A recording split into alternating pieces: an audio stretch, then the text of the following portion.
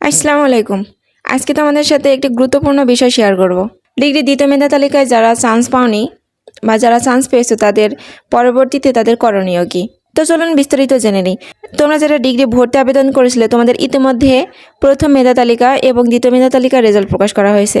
তো তোমরা যারা দ্বিতীয় মেধা তালিকায়ও চান্স পাওনি তোমাদের এখন করণীয় কি, আর যারা চান্স পেয়েছো তাদেরই বা কী করতে হবে বা তাদের করণীয় কি, এই বিষয়গুলো নিয়ে আলোচনা করব। এখন ভিডিওটি শেষ পর্যন্ত দেখার অনুরোধ রইল। জাতীয় বিশ্ববিদ্যালয়ের সকল ভর্তি সংক্রান্ত আপডেট পেতে আমার চ্যানেলটি সাবস্ক্রাইব করতে ভুলবে না। দ্বিতীয় মেধা তালিকার রেজাল্ট প্রকাশ করা হয়েছে 17 তারিখে। এমন অনেক স্টুডেন্ট আছে যারা দ্বিতীয় মেধা তালিকায়ও চান্স পায়নি। আর তোমরা যারা চান্স পেয়েছো তোমরা আগামী 25 তারিখের মধ্যে চূড়ান্ত ভর্তি ফর্মটি পূরণ করে 26 তারিখের মধ্যে কলেজে ভর্তি হয়ে যাবে এবং 27 তারিখের মধ্যে কলেজ থেকে ভর্তিটি অনলাইনে নিশ্চয়ন করে দিবে। তোমরা যারা চান্স পেয়েছো তারা খুব দ্রুতই ভর্তি কার্যক্রম শেষ করে নেবে। আর যারা চান্স পাওনি তাদের করণীয় কি। জাতীয় বিশ্ববিদ্যালয়ের ডিগ্রিতে যে ভর্তি কার্যক্রমটা হয় সেটা হয় ধাপে ধাপে।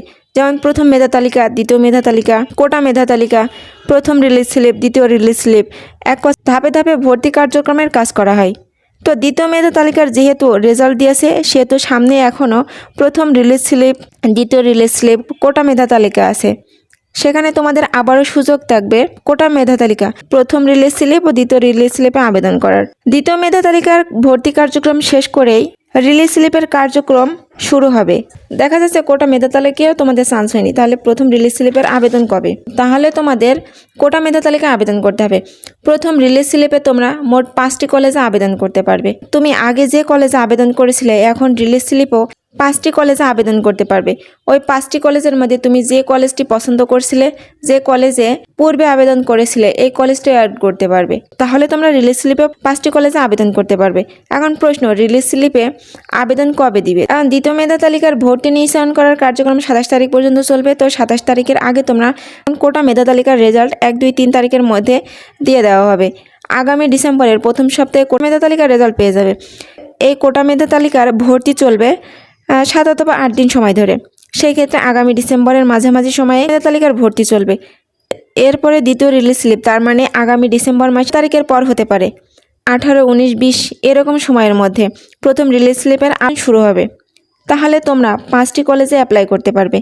এখানে যারা চান্স পাওনি তোমরা চিন্তা করো না, কারণ তোমরা চান্স পেয়ে যাবে, কেননা অনেক আসন ফাঁকা আছে। তো তোমরা যখন কলেজগুলো সিলেক্ট করবে, এটা হতে পারে বিভিন্ন সরকারি কলেজ, বিশেষ করে তোমরা যে পছন্দের কলেজ রয়েছে সেখানে তোমার চান্স হয়নি, তাহলে রিলিজ স্লিপে গিয়ে যে ওই কলেজে চান্স পাওয়ার সম্ভাবনা থাকবে এমনটা না। কারণ চান্স পাওয়ার সম্ভাবনা অনেকটা কমে যাবে। কারণ প্রথম মেধা তালিকা, দ্বিতীয় মেধা তালিকায় যখন তোমার চান্স হয় তাহলে ওই কলেজ চান্স পাওয়ার সম্ভাবনা অনেকটাই কমে। তাহলে রিলিজ স্লিপে গিয়েও তোমাদের কিন্তু ওই কলেজে চান্স পাওয়ার সেরকম সুযোগ থাকবে না। এই জন্য রিলিজ স্লিপে অবশ্যই কৌশলে আবেদন করতে পারবে, যেমন কোটার উপরে, জিপিএর উপরে। এই ছিল আজকের মতো ভিডিও। আশা করি বুঝতে পারছো রিলিজ স্লিপের আবেদনটা কবে থেকে শুরু হতে যাচ্ছে। তো আজকের ভিডিওটা এই পর্যন্ত, আবার দেখা হবে অন্য কোনো ভিডিওতে।